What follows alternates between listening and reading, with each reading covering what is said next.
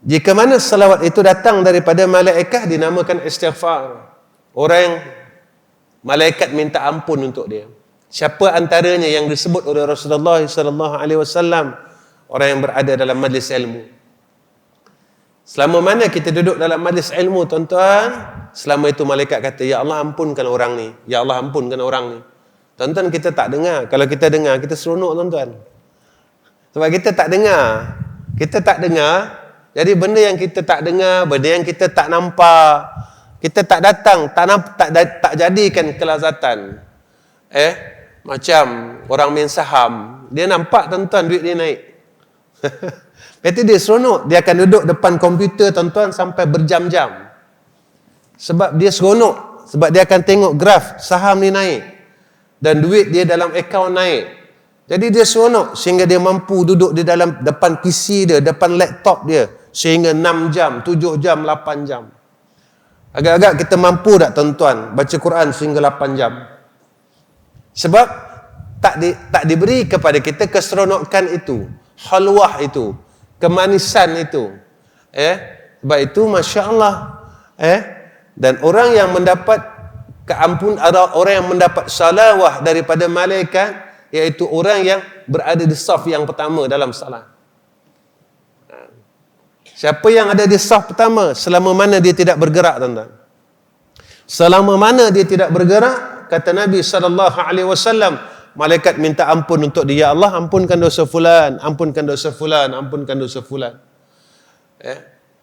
Tuan-tuan, apa yang disebut oleh Rasulullah SAW sebenarnya kasih. Kasih apa, tuan-tuan? Sebab kita ni dosa banyak. Kita ni salah banyak. Dengan kesalahan kita, lalu diampunkan oleh Allah dengan cara ini. Dengan cara salawat. Dan ujian dia besar pula zaman sekarang. Tak macam zaman dulu. Zaman sekarang, banyak-banyak perkara yang ada yang menghalang akan majlis-majlis ini, tuan-tuan. Bila kita nak buat maulid, maka datang yang ni, yang ni Nabi tak pernah buat dan sebagainya. Tuan-tuan, orang yang sayang Sayyidina Rasulina Muhammad sallallahu alaihi wasallam tidak perlu dia nak menunjukkan apa-apa hujah untuk dia menunjukkan kasihnya kepada Rasulullah sallallahu alaihi wasallam. Tak payah, tuan-tuan. Kalau orang tanya saya, ustaz, bagaimana ustaz tentang Maulidin Nabi Muhammad sallallahu alaihi wasallam? Saya menunjukkan cara kasih saya kepada Rasulullah sallallahu alaihi wasallam mengikut sebanyak mana sayang saya pada Nabi Muhammad sallallahu alaihi wasallam. Saya nak baca barzanji, saya nak baca qasidah, saya nak puji Sayyidina Rasul sampai subuh sebagai tanda saya sayang pada Rasulullah sallallahu alaihi wasallam. Tanda kasih kita tunjukkan sayang kita, sayang dan terus sayang kepada Rasulullah sallallahu alaihi wasallam.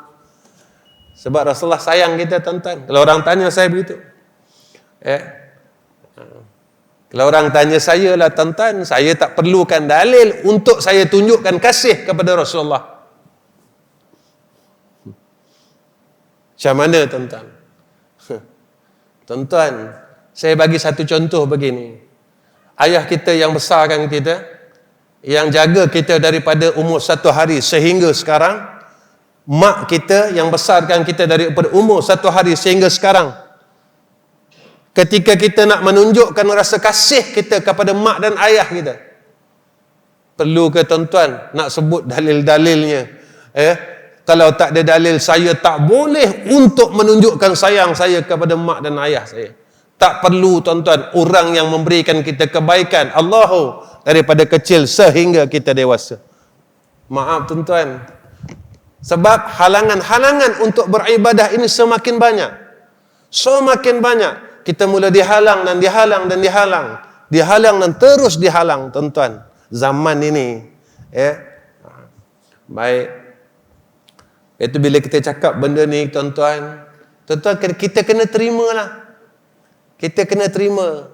Sebab apa? Sebab kita tidak menuntut kesukaan manusia. Tetapi yang kita tuntut adalah kesukaan Allah. Tuan-tuan, orang yang selawat pada Rasulullah ni Allah sayang tuan-tuan. Allah sayang sebab kita menyayangi akan insan yang Allah Subhanahu wa taala kasih. Tak rugi tuan-tuan, tak rugi. Masya-Allah.